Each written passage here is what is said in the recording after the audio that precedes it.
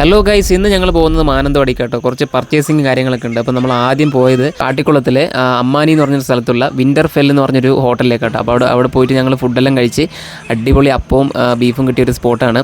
അപ്പോൾ ഇതിൻ്റെ ബാക്കി വീഡിയോസ് നമ്മുടെ ചാനലിൽ വരുന്നതായിരിക്കും കേട്ടോ. അങ്ങനെ അതിനുശേഷം ഞങ്ങൾ നേരെ എത്തിയത് മാനന്തവാടിയിലെ സെഞ്ചുറി ഫാഷൻ സിറ്റിയിലാണ്.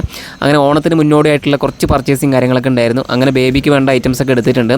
അതിനുശേഷം ഞാൻ 2-3 ഷർട്ടൊക്കെ ഇട്ട് നോക്കി. അതിലെനിക്ക് സെറ്റായത് ഇപ്പോൾ കാണുന്ന ഷർട്ടാട്ടോ. അങ്ങനെ ഞാനത് പർച്ചേസ് ചെയ്തു. അങ്ങനെ ഞങ്ങൾ സെഞ്ചുറിയിൽ നിന്ന് തന്നെ വീട്ടിലേക്ക് വേണ്ട ഡ്രസ്സും കാര്യങ്ങളൊക്കെ പർച്ചേസ് ചെയ്തുകൊണ്ടിരിക്കുകയാണ്. അതിനുശേഷം ബോബി ഭയങ്കര ഒച്ചപ്പാടായിരുന്നു. അവിടെ നിന്നുള്ളൊരു ബലൂണൊക്കെ കിട്ടിക്കഴിഞ്ഞപ്പോൾ ചെറിയൊരു സമാധാനം ഉണ്ടായി. ഡ്രസ്സിൻ്റെ ഒക്കെ പേയ്മെൻറ്റ് കഴിഞ്ഞതിന് ശേഷം വലിയൊരു സഞ്ചി എൻ്റെ കയ്യിലേക്ക് എത്തിയിട്ടുണ്ട് കേട്ടോ.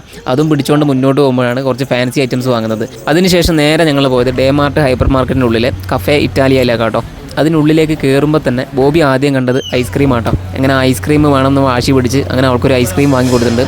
അതിതാ ബേബിക്ക് തീറ്റിക്കുന്ന കാഴ്ചയാണ് നിങ്ങൾ കാണുന്നത് കേട്ടോ. ബേബി എന്നത് ഞാനാണ്. പിന്നീട് ഞങ്ങൾ അവിടെ ട്രൈ ചെയ്ത് നോക്കിയത് ഫ്രൈഡ് ചിക്കനിൽ ഉൾപ്പെടുന്ന ഡിന്നർ മീൽ എന്ന് പറഞ്ഞൊരു ഐറ്റം കേട്ടോ.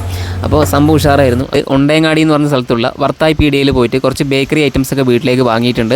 അതെല്ലാം കഴിഞ്ഞതിന് ശേഷം നമ്മൾ കാട്ടിക്കുളത്ത് എത്തിയിട്ടുണ്ട്. കാട്ടിക്കുളം കൈരളി സൂപ്പർ മാർക്കറ്റിൽ കയറിയിട്ട് വീട്ടിലേക്ക് വേണ്ട പലചരക്ക് സാധനങ്ങളൊക്കെ വാങ്ങി സെറ്റായിട്ടുണ്ട്. ബോബി കുറേ നേരം ഡാൻസ് കളിക്കുന്നുണ്ടായിരുന്നു. അതിനുശേഷം പച്ചക്കറി മാർക്കറ്റിൽ പോയിട്ട് വീട്ടിലേക്ക് വേണ്ട പച്ചക്കറി സാധനങ്ങളൊക്കെ വാങ്ങി നേരെ വീട്ടിലേക്ക് പോന്നു. അങ്ങനെ ഓണത്തിന് മുന്നോടിയുള്ള ചെറിയൊരു കടമ്പ കടന്നിരിക്കുക കേട്ടോ.